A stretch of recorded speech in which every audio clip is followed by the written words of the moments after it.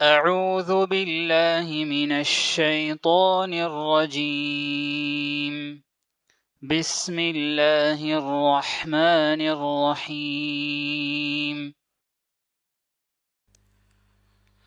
السلام علیکم ورحمۃ اللہ وبرکاتہ۔ بسم اللہ والحمد للہ والصلاة والسلام علی رسول اللہ وعلی آلہ وصحبہ وموالہ وبعد، فقال اللہ تبارک وتعالی لقد کان لکم فی قصصہم عبرہ۔ عزیز دوستو، پیارے ساتھیوں، ماؤں بہنوں اور خواتین اسلام، میں سب سے پہلے اللہ رب العزت کی بارگاہ میں دعا کرتا ہوں کہ اللہ تعالی ہم تمام کو ہر قسم کی پریشانی سے دور رکھے اور ہماری رمضان کی محنتوں کو قبول فرمائے، آمین یا رب العالمین۔ عزیز دوستو، ہم نے گزشتہ کی مجلس میں ہم نے غیاث الدین بلبن کی تاریخ دیکھی اور خاندان غلامان کے آخری جو بادشاہ گزرے ہیں، جو غیاث الدین بلبن کے پوترے تھے، جن کا نام تھا کیق آباد۔ یہ جو صاحب تھے، یہ بڑے ہی عجیب و غریب صاحب تھے، اور ان کے جو والد تھے، جو بغرا خان، جو غیاث الدین بلبن کے لڑکے، جو بنگال ہی کو سب کچھ سمجھا، انہیں بار بار بلایا گیا کہ دلی میں آئیں، دلی میں حکومت کریں، لیکن دلی آنا انہوں نے کبھی پسند نہیں کیا، وہ بنگال ہی میں رہ گئے تھے۔ اور اسی مجبوری کے دوران غیاث الدین بلبن نے اپنے بڑے لڑکے خان شہید کے لڑکے کی خسر کا نامزد کیا تھا، لیکن جب غیاث الدین بلبن وفات پا گئے تو جو اہل مجلس تھے، اہل شورا تھے، انہوں نے یہ فیصلہ کیا کہ کیق آباد اس کے لیے زیادہ مناسب ہوگا۔ یہ جو کیق آباد صاحب تھے، یہ شراب نوشی اور دوسرے عیاشی میں اتنے مصروف تھے کہ انہیں جب حکومت کی طاقت ملی تو ہاتھ میں ڈومینیشن ملا تو یہ اور سرکش ہو گئے، عیاشی میں ڈوب گئے، اور بستی اور تمام قسم کے انتظامات کو انہوں نے بالائے طاق رکھا، یہ اپنے عیش و عشرت میں مصروف ہو گئے۔ انہیں کئی مرتبہ سمجھایا گیا لیکن یہ سمجھنے والے نہیں تھے، اور سارے انتظامات درہم برہم ہو رہے تھے، اور کئی جو بستی کے جو ریاست تھے وہ خود مختار ہوتے جا رہے تھے۔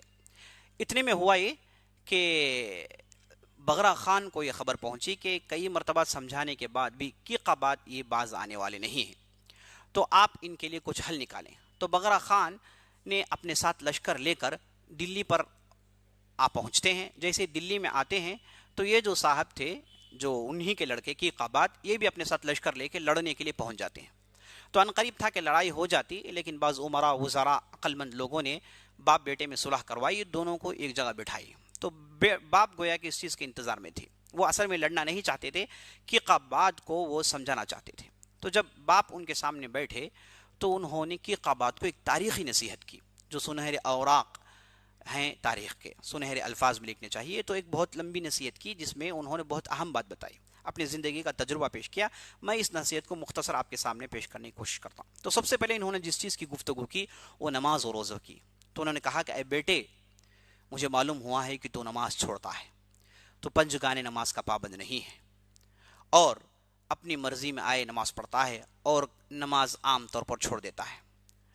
اور بیٹے، مجھے معلوم ہے کہ تو رمضان کے روزے نہیں رکھتا اور روزوں کو چھوڑ دیتا ہے، اور کسی بیوقوف عالم نے تجھے نصیحت کی کہ تو ایک روزے کے بدلے 60 غلام کو رہا کر دے اور اتنا پیسہ دے دے تو یہ کفارہ ہو جائے گا اور تو روزہ چھوڑ سکتا ہے۔ اے میرے بیٹے، یاد رکھنا، اس طریقے سے روزہ چھوڑنا حرام ہے، اور جو آدمی روزہ چھوڑتا ہے وہ نوجوانی میں وفات پا جاتا ہے، ایسے ہم نے اپنے بڑوں سے سنا ہے۔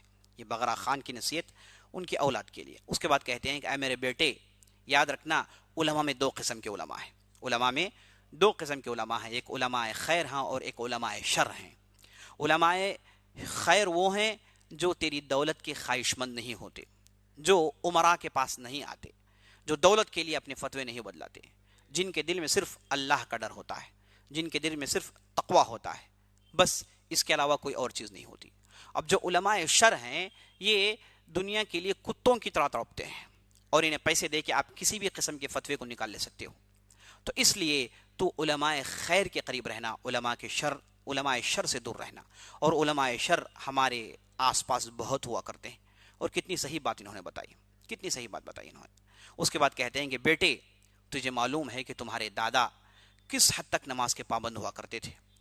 ہمارا معاملہ ان کے ساتھ یہ تھا کہ ہم میں سے کوئی آدمی فجر کی نماز میں سو جائے تو کئی مہینے تک وہ بات نہیں کرتے، اور ان کے وزراء، ان کے مشیرین میں اگر کوئی نماز چھوڑ دے تو وہ انہیں دیکھ کر صورت پھیر لیتے تھے، چہرہ پھیر لیتے تھے، ان سے گفتگو کرنا پسند نہیں کرتے تھے۔ تو اس حد تک ان کے اندر نماز کی پابندی تھی، اور نماز بڑے اہمیت کے ساتھ پڑھا کرتے تھے اور تہجد کے پابند تھے. اور تو ان کا پوترا، تیرا معاملہ یہ ہے کہ تو نماز چھوڑ دیتا ہے. تو بار بار نماز کی طرف نشاندہی کرتے ہیں، اور اس کے بعد کہتے ہیں کہ اے میرے بیٹے جان رکھنا، اللہ نے بادشاہوں کو بہت زیادہ نعمتیں دے رکھی اور وہ نعمتوں میں لوٹتے ہیں. اس وجہ سے جب بھی ان پر موت کی حالت آتی ہے تو بڑی سنگین حالت آتی ہے، اور اس حالت میں بڑی سختی ان پر ہوتی ہے، اور اس حالت میں بچنا کوئی معمولی چیز نہیں. اس لیے نیکی کیا کر اپنے آپ کو حرام سے بچا رکھ، تاکہ تجھے موت کے اس موقع پہ بچنے کا موقع ملے. اور اس کے بعد کہتے ہیں کہ ہمیشہ اپنے پاس ایک نیک عالم کو رکھنا، جو تجھے اللہ سے ڈرائے، آخرت سے ڈرائے، جو تجھے نیکی سکھائے. اور بدترین لوگوں کو اپنے پاس مت رکھنا، پیسوں کے درندوں کو اپنے پاس مت رکھنا. تو یہ نصیحت کرنے کے بعد بغرا خان کہتے ہیں کہ تم اس نصیحت پر عمل کرو، اور باپ بیٹے وہاں سے الگ ہو جاتے ہیں. یہ جو قیقہ بات تھی، اس نصیحت کے بعد ایک مدت تک انہوں نے عمل کی، چند ایام تک عمل کرتے رہے، لیکن پھر ان کے اندر خرابی آ گئی. خرابی آنے کی وجہ کہتے ہیں کہ ان کا غلام تھا جس نے شراب نوشی، شراب کو دوبارہ ان کے سامنے کسی نہ کسی ہیلے سے سامنے لاتا ہے. آخرکار شراب لا کر ان کے سامنے اشعار پڑتا ہے، تو یہ صاحب بہک جاتے ہیں.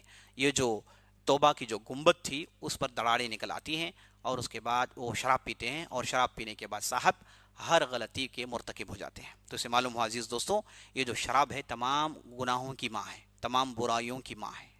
تو شراب پیتے ہیں، اس کے بعد ہر قسم کی برائیوں ملوث ہو جاتے ہیں، اور اس کے بعد پھر باہر آنے کا موقع نہیں ملتا. تو یہ برائی میں اس جو نشے اور چیزوں میں اتنے صاحب مصروف ہوتے ہیں کہ انہیں ان کی صحت کا بھی خیال نہیں ہوتا. اور دربار تو گیا کام سے، اور بستی تو گیا کام چلے گئی. تو یہ ایسی حالت میں جو ہے بربادی کے عالم میں تھے. تو ان کے جو خاص لوگ تھے، جو سپہ سالاروں میں سے ایک صاحب جن کا نام فیروز خلجی، جو آگے چل کے جلال الدین خلجی بنتے ہیں، وہ موقع کے طاق میں تھے. انہوں نے اپنے بعض امراء کے ورغلانے پر اپنے بعض ارینجمنٹس کرتے ہیں، اور اس کے بعد قیقباد کو قتل کر دیا جاتا ہے. یہاں پر خاندان غلامان 100 سال کی حکومت کرنے کے بعد بالکل ختم ہو جاتے ہیں. 1300 عیسوی کے آس پاس ان کی حکومت کی جو ہے ان کی حکومت کا خاتمہ ہوتا ہے. جیسے ان کی حکومت کا خاتمہ ہوتا ہے عزیز دوستو، اس کے بعد جو فیروز خلجی جو تھے جلال الدین کے نام سے تخت پر بیٹھتے ہیں. عزیز دوستو، خاندان غلامان کی ایک اہم خوبی میں آپ کے سامنے، بہت ساری خوبیوں میں نے بیان کر دیا ہے، ایک اہم خوبی جو میں چھوڑ دیا ہوں اس کا میں ذکر کرنا چاہتا ہوں. وہ اہم خوبی یہ ہے کہ ان کے زمانے میں، التمش کے زمانے میں، ہندوستان میں فقہ کا آغاز ہوا. یہاں پر علماء فقہ اور یہاں پر مسائل فقہ عمل کرنے کے لیے جو مسائل کی ضرورت پڑتی ہے، اس کے لیے یہاں پر جو ہے باقاعدہ فتوی جاری کیے گئے، اس کے لیے باقاعدہ کتابیں لکھی گئی. تو وہ یہ جو ہے یہاں سے التمش کے زمانے سے شروع ہوا، خاندان غلامان میں اس چیز کا آغاز ہوا. اسے اچھی طریقے سے ہم کو سمجھ لینا چاہیے. اور یہ جو تھا اس کی تھوڑی تھوڑی ترقی ہوئی، یہاں تک کہ لوگوں نے فتوی جمع کیے، اور وہ جو عالمی کتاب اورنگزیب کے زمانے میں جسے فتاوی عالمگیریہ کہتے ہیں، وہ سمجھیے کہ اسی شروعات کی ایک اختتام ہے. تو التمش رحمۃ اللہ علیہ کے زمانے میں ایک کام ہوا، اور اس کے بعد سلسلے وار جاری رہا. اور اس زمانے میں جو اہم فقی مسئلہ جو چھڑ گیا تھا وہ یہ تھا کہ محمد بن قاسم کے زمانے سے لے کر خاندان غلامانہ سے پہلے تک یہاں کے جو ہندو تھے انہیں ذمی کا مرتبہ دیا جاتا تھا. ذمی وہ انہیں کہتے ہیں جو اسلامی مملکت میں رہتے ہیں اور وہ اہل کتاب ہوتے ہیں، یہود و نصارہ ہوتے ہیں، انہیں کو ذمی کہا جاتا ہے. تو یہاں پر ہندوؤں کو ذمی کا جو مرتبہ شروع زمانے سے دیا گیا تھا، اس تعلق سے یہاں پر بحث چھڑ گئی. تو فقہا نے فتوی دیے، کہا کہ ہندو جو مشرکین ہیں یہ ذمی ہو نہیں سکتے، ذمی ہونے کے لیے اہل کتاب ہونا شرط ہے. بہرحال مسئلے میں اختلاف ہے. تو یہاں پر یہ کہا گیا کہ جو ہندو جو ہے ذمی نہیں ہے. تو جو نئے فقہ کا جب آغاز ہوا تو کہا گیا کہ ہندو ذمی نہیں ہے، ہندوؤں کو اسلام قبول کرنا ہے، ورنہ مسئلہ ہے ان لوگوں کے لیے. تو ایسے فتوے آ گئے. تو التمش فتویوں کے بیچ میں آیا اور آ کر کہا کہ نہیں، ہم یہاں کے لوگوں سے ایسا معاملہ نہیں کر سکتے. البتہ یہ کہہ سکتے ہیں کہ نہ یہ ذمی ہے نہ یہ فلاں ہے، انہیں درمیانی معاملہ ان کے ساتھ کیا جا سکتا ہے، لیکن انہیں جو ہے اسلام قبول کرنے کے لیے کہنا یہ صحیح نہیں ہوگا. تو یہاں پر دیکھیے بادشاہ نے کس انداز سے لوگوں کے فتووں کو، علماء کے فتووں کو جو ہے بیان کیا، اور انہیں بہترین انداز سے انہوں نے اسے فکس کرنے کی کوشش کی. تو کہا کہ یہ معاملہ نہیں چلے گا ہندوستان میں. اس طریقے سے عزیز دوستو بادشاہ ہوا کرتے تھے جو یہاں کے لوگوں پر ظلم نہیں کرتے تھے، یہاں کے لوگوں کے تعلق سے وہ بڑی احتیاط کرتے تھے، ظلم کرنا پسند نہیں کرتے تھے. تو عزیز دوستو یہ تھے التمش. تو یہاں پر فقہ آغاز ہوا. اس کے بعد جو ہے مسائل، ڈھیر سارے مسائل لکھے گئے.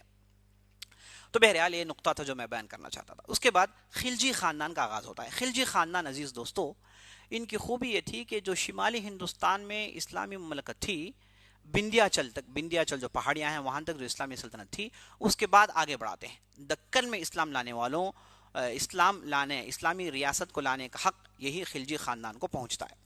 بہرحال یہ جو خلجی خاندان ہے اس کے جو اہم بادشاہ تھے وہ علاء الدین خلجی تھے. اس سے پہلے جو بادشاہ گزرے ہیں جن کا نام جلال الدین خلجی تھا، جن کا اصل نام فیروز خلجی تھا، جن کے تعلق سے ہم نے ابھی سنا. یہ جو فیروز خلجی تھے یہ بڑے نرم دل آدمی تھے، بڑے نرم دل آدمی تھے، رحم کرم کرنے والے تھے اور صبر کرنے والے تھے. ان کے اندر درویشانہ طبیعت تھی اور لوگوں کو معاف کرنا بہت پسند کرتے تھے. یہاں تک کہ کہتے ہیں کہ ایسے ایسے لوگوں کو انہوں نے معاف کیا جو عام طور پر لوگوں کو معاف نہیں کرنا چاہیے، کرتے نہیں ہیں. جیسے ایک ملک جھجھو نامی ایک صاحب تھے جو بلبن کے بھتیجے تھے. تو فیروز خلجی جب وہ جلال الدین خلجی جب مسند پر بیٹھے، سریر اعلی بادشاہت ہوئے، تو ان کے خلاف انہوں نے بغاوت کی، لوگوں کو ورغلایا، بستی میں بربادیاں عام کی. تو یہ آخرکار پکڑے گئے. یہ جو ملک جھجھو تھے انہیں باقاعدہ بادشاہ کے سامنے لایا گیا. تو بادشاہ نے عام طور پر بغاوت کرنے والوں کو کڑی سزائیں سنائی جاتی ہیں.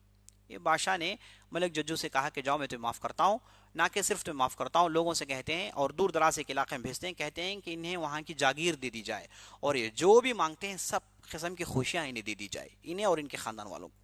لوگوں نے تعجب سے کہا کہ ایسا آپ ہرگز مت کریں، ایسا کریں گے تو مسئلے ہو جائیں گے، اس کے بعد لوگ اور بھی بغاوت کریں گے. لیکن جلال الدین خلجی نے کہا کہ یہ آدمی وہ ہے جو میرے ساتھ رہا ہے اور ہم نے مل کر بہت سارے کام کیے ہیں، بہت سارے مہموں کو چلایا ہے، ایسے آدمی کے ساتھ میں ایسا سلوک ہرگز نہیں کر سکتا. تو اس سے یہ بات معلوم ہوتی ہے کہ کس حد تک یہ رحم دل ہوا کرتے تھے.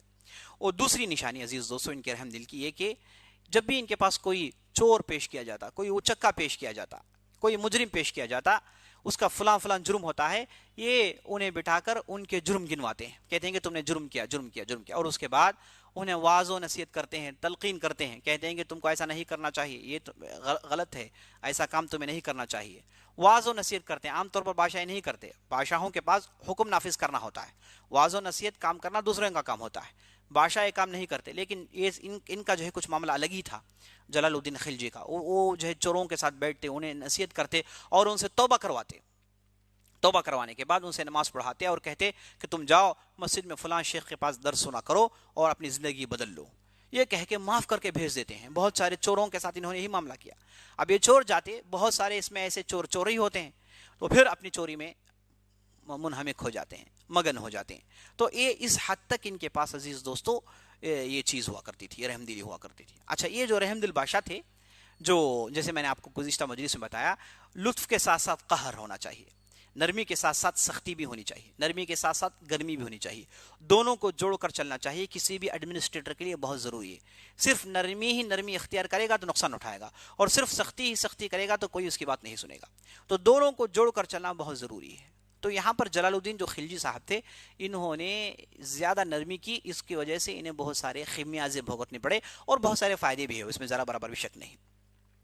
اچھا، یہ جو نرم دل تھے، ان سے دیکھیے تاریخ کیسے غلطی کرواتی ہے. ان سے ایک بہت ہی گھناؤنی غلطی ہو گئی. اس کے بعد ان کی حکومت کا خاتمہ ہوتا ہے. وہ یہ کہ یہ جو تھے، ان کے زمانے میں ایک صاحب تھے جن کا نام تھا سیدی مولا. یہ درویش طبیعت کے آدمی تھے. ان کے تعلق سے کہا جاتا ہے کہ یہ ایک جو بڑے صوفی ہیں جن کا نام حضرت فرید گنج، ان کے حکم پر یہ دلی آئے تھے، اور دلی آنے کے بعد انہوں نے بہت بڑا خانقاہ بنایا. خانقاہ کہتے ہیں عزیز دوستو جہاں پر لوگ جا کر سب کچھ چھوڑ چھاڑ کے وہاں پر بیٹھ کر وظیفوں میں مصروف ہو جاتے ہیں. اب یہ معاملہ ہے کہ خانقاہ کیا اسلام میں اس کے لیے اجازت ہے؟ اگر ہم اسے ایک اسلامی مرکز کے طور پر مانیں گے تو یہاں پر جو ہمیشہ لوگ رہ جاتے ہیں، یہاں پر جو مختلف قسم کے وظیفے پڑھے جاتے ہیں، یہاں پر جو رہبانیت کا مظاہرہ ہوتا ہے، اس تعلق سے بہت سارے سوال کھڑے ہو جاتے ہیں. اسلام میں عبادت کرنے کے لیے مسجد ہے، اور مسجد عبادت گاہ ہے جہاں پر ہم جاتے ہیں، عبادت کرتے ہیں. تو یہ خانقاہ کا وجود، اس تعلق سے بہت ساری باتیں کہی جا سکتی ہیں، اس میں بہت سارے سوال کھڑے ہوتے ہیں. لیکن اس زمانے میں خانقاہیں بہت زیادہ بنی جاتی تھی. اور اس کے بعد عزیز دوستوں میں آپ کو بتاتا چلوں، آپ دیکھ رہے ہیں کہ عرب کے بعد یہاں پر افغان آئے، اور افغان آئے تو یہاں پر مختلف فرقوں کے لیے یہاں پر موقع ملے. تو یہاں پر جو ہے زیادہ جو ہے تصوف کا جو ہے دور تھا. اس کا معنی یہی نہیں کہ جو ہے یہاں پر عمل سنت پر نہیں ہوتا تھا، یہاں پر تصوف کا زور تھا. اور تصوف جی بھی یہاں کی وہ جو ہے غلو کے حد تک نہیں پہنچی تھی شروع کے دور میں. یہاں پر داتا گنج ایک مشہور صوفی آئے ہیں، وہ ایسے تھے جو سما کو حرام قرار دیتے تھے، وہ ایسے تھے جو ہے اللہ کو ہر جگہ ہے یہ مانتے نہیں تھے، جو صوفی افکار ہے اس کے وہ مخالف تھے۔ تو تصوف خفیف تصوف میں شروع میں ہوا کرتا تھا، آگے چل کے غلو کے حد تک یہ معاملہ پہنچ گیا، اور یہاں پر بہت سارے سلسلے نکل آئے، سلسلے سہراوردی، سلسلے نقشہ بندی، سلسلے چشتیہ، سلسلے قادریہ، مختلف سلسلے شروع ہوئے۔ سمجھیے کہ آج کے زمانے میں جو مختلف جماعتیں ہم کو دیکھنے کو ملتی ہیں، اس زمانے میں یہ سلسلے ہوا کرتے تھے، اور لوگ اپنے آپ کو سلسلوں میں جوڑنا ضروری سمجھتے تھے، اور بعض سلسلے جو ہے سنت پر عمل کرتے تھے، اور بعض سلسلے ایسے تھے جو شریعت کے تمام پابندیوں سے مبرہ تھے۔ دونوں قسم کے سلسلے اس زمانے میں موجود تھے، یہاں تک کہ بادشاہ بھی سلسلوں میں جڑنا جو ہے ضروری سمجھتے تھے، یعنی ایک دور ایسا ادھر چل گیا تھا۔ تو یہاں پر صحیح سنت کی جو ہے تعلیم بعد میں آئی، اس زمانے میں بھی تھی، لیکن اسے جو ہے اتنی ترویج نہیں ملی۔ تو یہاں پر جو یہ خانقاہ بنائے گئے، تو یہ جو سیدی مولا تھے یہ یہاں آئے، انہوں نے بہت بڑا خانقاہ بنایا اور لوگوں کے لیے لنگریں لگائی اور غریبوں کی مدد کرتے ہیں، ایک دم مشہور آدمی بن گئے تھے۔ تو جب مشہور ہو گئے تو ان کے آس پاس عمرہ جمع ہونے لگے اور آس پاس بڑے لوگ جمع ہونے لگے۔ تو ایک کئی دنوں کے بعد لوگوں نے ان سے کہا کہ تم اتنے مشہور ہو گئے ہو، کیوں نہیں تم شریعت کا جھنڈا اپنے ہاتھ میں لیتے، شریعت کی جو ہے مکمل در پر تنفیذ کیوں نہیں کرتے، یہ دلی کا جو بادشاہ ہے اسے ہٹا کر تم اپنے آپ کو اس جگہ بٹھا لیں گے تو شریعت پر مکمل عمل ہو سکتا ہے۔ تو ایسی ویسی باتیں یہ ان کے سامنے لائی گئیں، تو یہ ایسے محسوس ہوتا ہے کہ یہ تھوڑے بہک گئے تھے۔ تو اس کے بعد اس علاقے میں ایک بغاوت ہوتی ہے، بعض لوگ بغاوت کرتے ہیں، ان میں جو لوگ بعض پکڑے جاتے ہیں جن کا تعلق سیدی مولا سے تھا، تو وہ لوگ اور سیدی مولا کو جلال الدین خلجی کے دربار میں لایا جاتا ہے، اور جلال الدین خلجی ان لوگوں سے پوچھتے ہیں کہ تم نے بغاوت کیوں کی؟ تو جو بغاوت کیے انہوں نے معافی مانگی۔ اب جو سیدی مولا اور ان کے جو لوگ تھے انہوں نے کہا کہ ہم نے بغاوت کیا ہی نہیں، لیکن بادشاہ ان کو ماننے کے لیے تیار نہیں تھا، اور بادشاہ نے ایک عجیب و غریب حرکت کی۔ بادشاہ نے کہا کہ ایک بڑی آگ لگائی جائے، اور لگائی جاتی ہے، اور کہتے ہیں سیدی مولا اور ان کے لوگوں کو کہ تم آگ میں داخل ہو جاؤ، اگر تم جو کہتے ہو سچ ہو تو آگ تمہیں نقصان نہیں پہنچائے گی، اگر تم جو کہتے ہو جھوٹ ہوگا تو آگ تمہیں جلا دے گی۔ تو جب ان کے ساتھ جو علماء تھے انہوں نے کہا کہ یہ امر تو شریعت کے خلاف ہے، شریعت میں ایسا سزا دینا جائز نہیں ہے، آگ بہرحال دونوں کو جلائے گی، تو اس کے بعد یہ باز آ جاتے ہیں۔ تو کبھی کبھار ایسی بھی غلطیاں ہوئی ہیں۔ تو اس کے بعد جلال الدین خلجی نے مجلس میں لوگوں سے کہا کہ دیکھیے اتنا بڑا ظالم بیٹھا ہوا ہے، کوئی کچھ پوچھتا نہیں۔ یہ کہنا تھا، ایک صاحب مجلس سے اٹھتے ہیں اور سیدی مولا پر حملہ کرتے ہیں، 2 وار کرتے ہیں جس سے ان کو نقصان ہوتا ہے۔ اس کے بعد ایک دوسرا آدمی کہتا ہے، فیل بان کو بلاتا ہے جس کے پاس ہاتھی ہوتا ہے، کہتے ہیں کہ ہاتھی یہ صاحب پر چلا دیا جائے، اور ہاتھی سے کچل کے یہ سیدی مولا کا قتل ہو جاتا ہے، سیدی مولا ختم ہو جاتے ہیں صاحب۔ تو اس کے بعد کہا جاتا ہے کہ جلال الدین خلجی کی جو ہے تخت چند دنوں میں ختم ہو گئی، اور ایک وبا بھی آئی، لوگوں کو بھی نقصان ہوا۔ اس کی وجہ کہتے ہیں کہ ایک ناحق لوگ کا قتل، ایک ناحق آدمی کا بے رحمانہ قتل، معصومانہ آدمی کا قتل کی وجہ سے ایسا ہو گیا، ایسے مورخین نے لکھا ہے، اللہ بہتر جانتا ہے۔ تو عزیز دوستو، یہ اتنی بڑی غلطی ہو گئی یہ جلال الدین خلجی سے، جو ہر قدم پھونک پھونک کر رکھنے والے، لوگوں کے خون سے اپنے آپ کو بچانے والے، خون سے دور رہنے والے، لڑائی نہیں کرنے والوں سے ایسا معاملہ پیش آیا جن سے اتنی بڑی غلطی سرزد ہوئی۔ اچھا، اس کے بعد ہوا یہ کہ کیسے جلال الدین خلجی کا قتل ہوا، وہ قتل کر دیے جاتے ہیں۔ ویسے ہوتا یہ ہے کہ ان کے جو اہم گورنر تھے جن کا نام علاء الدین خلجی، جو آگے چل کے بادشاہ بنتے ہیں، یہ اصل میں ان کے داماد اور بھتیجے تھے، اور علاء الدین خلجی کو دور دراز کے علاقے میں گورنری دی گئی تھی، اور وہ اپنی بیوی اور ساس کے مسئلے میں پریشان تھے، اور یہ جھنجٹ سے نکلنا چاہتے تھے۔ اتنے میں بعض لوگوں نے انہیں مشورہ دیا کہ کیوں نہیں تم جلال الدین خلجی کو ہٹا کر اپنے لیے کوشش کیوں نہیں کرتے، اپنے لیے کچھ وجود مقرر کیوں نہیں کرتے۔ تو یہ بات جلال الدین خلجی کو لبھا جاتی ہے۔ تو ہوتا یہ ہے کہ یہ صاحب اس زمانے میں دیوگیری نامے کے علاقے پر حملہ کرتے ہیں، وہاں کے قلعے کو فتح کرتے ہیں، ڈھیر سارا مال انہیں ملتا ہے۔ تو جلال الدین خلجی کو لکھتے ہیں کہ آپ فلاں علاقے میں آئیں، دیکھیں کہ کتنا مال جمع ہو گیا ہے۔ تو جلال الدین خلجی صاحب لالچی بن کر مال دیکھنے کے لیے بڑی تیزی سے وہاں پہنچتے ہیں۔ تو ہوتا یہ ہے کہ پہلے سے جلال الدین خلجی نے زمین ہموار کر رکھا تھا، زمین دوز معاملات ہو چکے تھے، اور ادھر پہنچنے کے ساتھ ساتھ جلال الدین خلجی کا معاملہ ختم ہو جاتا ہے، انہیں قتل کر دیا جاتا ہے، اور اس قتل کو چھپا دیا جاتا ہے۔ اور اس کے بعد چونکہ ان کے کوئی لڑکے نہیں تھے، تو علاء الدین خلجی کے علاوہ کوئی دوسرا مناسب آدمی وہاں موجود نہیں تھا، تو انہیں خلیفہ بنا دیا جاتا ہے۔ تو یہاں سے خلیفہ بادشاہ علاء الدین خلجی کا دور شروع ہوتا ہے۔ علاء الدین خلجی عزیز دوستو، جیسے کہ آپ نے سنا، وہ جلال الدین خلجی کے داماد اور بھتیجے رہ چکے ہیں، اور یہ جو صاحب تھے ان کے تعلق سے پہلے تو جو غلط خبر ہے جو ان کے تعلق سے، یا غلط خبر کہی ہے پھر جو ہے صحیح خبر نہیں کہی ہے، یہ سن لیتے ہیں، اور اس کے بعد ہم دیکھتے ہیں کہ ان کی شخصیت کی کیا خوبیاں ہیں۔ پہلے تو ان کے تعلق سے کہا جاتا ہے کہ بڑے ہی تند خو سخت آدمی تھے، معمولی غلطی کے لیے بڑی بڑی سزائیں دیتے تھے، اور یہ اپنے آپ کو سکندر ثانی کہتے ہیں، جو گریٹ الیگزینڈر تھا یہ اپنے آپ کو سیکنڈ الیگزینڈر کہتے تھے، اور ان کا دعویٰ تھا، اور ایک حد تک صحیح بھی تھے، سمجھی، مورخین نے لقب انہیں دیا بھی ہے۔ تو یہ جو صاحب تھے علاء الدین خلجی، انہوں نے اپنی شخصیت ایسی بنائی کہ ہر چھوٹے موٹے غلطی میں بڑی بڑی سزائیں دینا ان کے لیے کوئی معمولی چیز نہیں تھی، کوئی جو ہے معمولی چیز تھی۔ تو ایک مثال سن لیجئے، ایک صاحب تھے جن کا نام تھا نصرت خان، وہ ان کے زمانے میں ایک بغاوت میں اپنے سر ڈالتے ہیں تو پکڑے جاتے ہیں، تو علاء الدین خلجی نے انہیں ایسی سزا دی، اس سے پہلے کسی نے ایسی سزا نہیں دی، انہیں تو ختم کر دیا گیا، اور ان کی بیوی بچوں، ان کے خاندان کی عورتوں کو سب کو قید خانے میں ڈال دیا گیا۔ یعنی معمولی غلطی کے لیے اتنی، یعنی معمولی غلطی بھی ہو سزا بڑی سخت دیا کرتے تھے۔ تو بڑے ہی سخت دل آدمی کہتے ہیں، اور تند خو، شخصیت میں گرمی اور معاف نہیں کرنے کا مادہ ان کے اندر بہت زیادہ پایا جاتا تھا۔ تو یہ تھے عزیز دوستو جلال الدین خلجی، علاء الدین خلجی۔ تو علاء الدین خلجی کی اور بھی جو ہے باتیں ہیں، اور بھی ان کی جو ہے سختیاں ہیں۔ میں سمجھتا ہوں کہ ہم ہماری بات یہاں پر روکتے ہیں، انشاءاللہ آئندہ مجلس میں علاء الدین خلجی کے تعلق سے تفصیل سے گفتگو کرتے ہیں۔ تو یہ جو خلجی خاندان ہے عزیز دوستوں، یہ وہ خاندان ہے جس نے نہ کہ صرف دکن تک اسلامی سلطنت کو پہنچایا، بلکہ آگے چل کے نیچے چیرا چولا پانڈیا کے علاقوں کو بھی اپنے قبضے میں لیا، اور راسا کماری تک اپنی حکومت قائم کرتے ہیں۔ ان کے تعلق سے، علاء الدین کے تعلق سے کہا جاتا ہے کہ یہ برٹش سے پہلے ان کی جو حکومت تھی کسی بھی بادشاہ کی اتنی بڑی حکومت تھی، یہاں تک کہ اشوکا کی بھی نہیں تھی، اور دوسرے جو ہندوستان کے نامور بادشاہ گزرے ہیں وہ بھی اتنی بڑی سلطنت نہیں کر پائے، نہ کہ اورنگزیب نہ کہ اکبر، اتنی بڑی سلطنت ان کی تھی ہندوستان کے اندر، لگ بھگ پورا ہندوستان جو آج کا ہے ان کے ماتحت تھا۔ یہ تھے علاء الدین خلجی، اور ان کی بہت ساری خوبیاں ہیں، اور ان کے تعلق سے بہت ساری غلط باتیں عام ہیں۔ اور ایک صاحب، جب میں نے علاء الدین خلجی کی ایک مرتبہ گفتگو کی تو ایک صاحب نے کہا کہ کیا آپ کو نہیں معلوم کہ ایک فلم بھی بنایا گیا ہے، اور اس فلم میں علاء الدین خلجی کے تعلق سے ہر قسم کی گندی باتوں کو بھرا گیا ہے۔ تو ہم دیکھیں گے کہ ان باتوں کی حقیقت کیا ہے، کس حد تک سچائی ہے، اور کس حد تک ہم کو ان معاملات کو سمجھنا ہے۔ تو انشاءاللہ آئندہ مجلس میں انشاءاللہ ہم اس گفتگو کو کرنے والے ہیں۔ آپ سے گزارش ہے کہ آپ ضرور آئندہ مجلس میں بھی حاضر ہوں، اور ان چیزوں سے فائدہ اٹھائیں، اور دوسروں تک یہ فائدہ پہنچانے کی کوشش کریں، اور ضرور سبسکرائب کریں، اور اپنے کمنٹس ڈالیں۔ انشاءاللہ ان قریب جتنے بھی سوالات ہیں ان سوالات کو جوڑ کر ہم آپ کے سامنے جوابات دینے کی کوشش کریں گے، اور ہم اللہ سے دعا کرتے ہیں کہ اللہ رب العزت ہماری محنتوں کو قبول فرمائے، اور ہر قسم کی پریشانی سے ہمیں محفوظ رکھے۔